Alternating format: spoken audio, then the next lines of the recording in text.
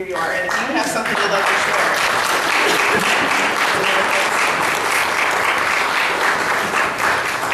First of all, this is incredibly uncomfortable. I don't normally mind being in front of you because we're talking about what we're doing or whatever. This is a little, so you're gonna have to excuse my whatever.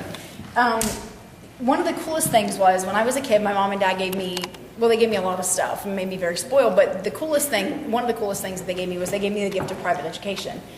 And not all the way through was that a gift. That was kind of a pain in the butt in high school. But in elementary school, I got blessed by going into Sales Heights Academy. And at DeSales, we were schooled by nuns. They were cloistered there, which means they lived there. And so that was their home, that was their office, that was our learning place, that was where we did arts and crafts, that was where we played on the playgrounds, where we ate. So your entire life revolved around this building, which seemed in itself very sacred and holy. And there was one lady there who I swear when she was born was probably like 103 from birth. And there were people generations before me that had her when it was a all-girls boarding school that said she used to teach gym, which I thought was hysterical because here was this woman that had hair clear to her butt that was gray, probably more white than gray, that always hid under a habit. And had this really like gruff, mean voice, kind of, I think is kind of going to be me when I'm this little old lady, if I ever live that long. And the biggest thing with her name was Sister Angela, and the biggest thing with her was everybody was the same. She didn't care if you came from, because I did. I went to school with people who were very well-to-do. I went to school with kids that were poor. I went to school with kids like me. I went to school with kids from different countries. I went to school with kids from wherever, and nobody got any kind of special treatment. It didn't matter if your mom and dad were willing to bring all the snacks for every week or they were willing to come and read to the classrooms or whatever, that everybody was the same, and that if one was in trouble, we were all in trouble. If, you know, there just was no differentiating between the kids, and that was a really, really, I didn't see it at the time until I got older, but that was a really awesome lesson that she gave. And so growing up here, and the other piece of that, I'm sorry that I'm rambling, that's just going to be the way it is, but another piece of that was that I got exposed to an entirely different way of practicing religion, I guess. So I grew up getting as much Catholicism or more as I did getting Protestant religion through Sand Hill.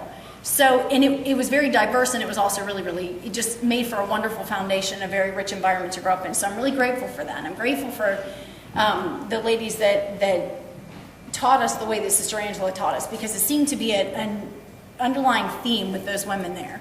And that was really, that just was a huge impact for me. So as an adult, when Joe and I decided that, you know, well, we didn't decide, we got kids. And when we got them, and they started to grow a little bit, we decided that we needed to really be in a place where there was something that would nurture children.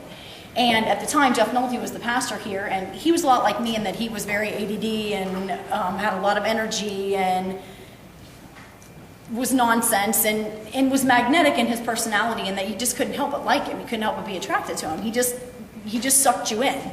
And of course, I willingly got sucked in. It was a great example and a fun guy to learn under and to be led under. And he said, why don't you guys come? And we were coming on weekends with mom and dad again, because we had sort of, you know how you do that thing where you just sort of stop going to church for a while and whatever. But my mom and dad had raised us up here. So I truly believe that thing about, you know, raise your kids up in the way they'll go, and then, you know, when they become teenagers and act like a bunch of crazy idiots, that they'll eventually come back to Jesus if they live long enough. It's the truth. I'm an example of that. So we came back, and Jeff said, you know, why don't you guys come and, you know, just put your feet in and really, you know, put your roots in again. Start coming back and being a part of Sand Hill, being a part of our family. Don't just come every other weekend when you're off, you know, and you guys hang out with your parents. And that was really the biggest reason, was mom and dad were off and we got free lunch. So we'd come, hang out, go to church, and we get lunch. So, hey, the way that people start to do their tummy, it's a truth. It's how I got teenagers. Anyhow, so I said, well, Jeff, you know, I would, you know, Sand Hill's home. It's always going to be home. But there just isn't, I feel like there's like a lot to offer my kids. And one of the churches we were kind of attending, they had a lot of stuff, a lot of programs, a lot of flashy things. They had a lot of kids. And as a young adult, I was growing a lot under their pastor, but I didn't feel like there was a lot there really to dig my kids into that was going to nurture them in their uniqueness and what have you. And so, and I don't say no very well, and so I said yes, and then, so many years later, here we are. But it's been really wonderful because he said, why don't you just come be a part of something? Be a part of that change that you want to see in different things. And I'm not always good at that. Sometimes I'm a terrible warning, which can be good, I guess, in its own right. But we got on board. And I only volunteered because it's the one gift God gave me to be the mouthpiece. I would announce the upcoming kids programming in church. That was the part that I was supposed to be playing on this children's ministry team.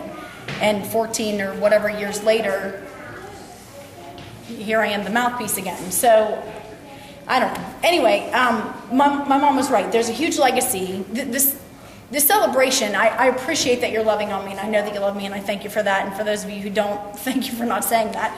But, because I know you're out there, it's cool. I'm not everybody's cup of tea. It's awesome.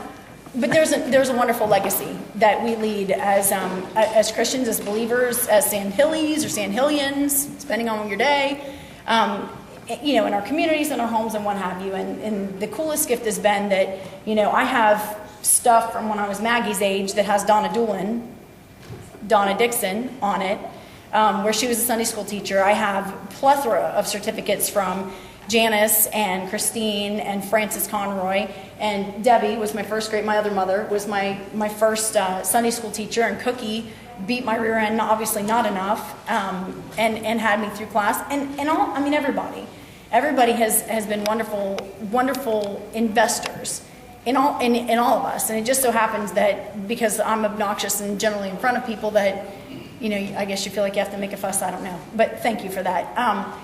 I think it's awesome, though, to sit and look and think about the mountains and the valleys that we've come through as a church, as Sand Hill, and the gratefulness that I have and the example that you all have left. That the faithfulness has been amazing.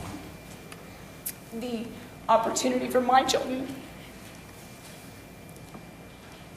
to see that by being faithful, riding out the storms, that there are days when, we have things that we consider success. We have a packed church, and we have lots of programming, and we have money in the bank, and, whatever. And then the days when there's 8 or 10 of us, and it's the same old 8 or 10, and they're in the kitchen working, or they're building bathrooms at the church parsonage, or they're scrubbing wax off of the pews, or they're taking out the trash. They're putting our bulletins together, they're answering our phones.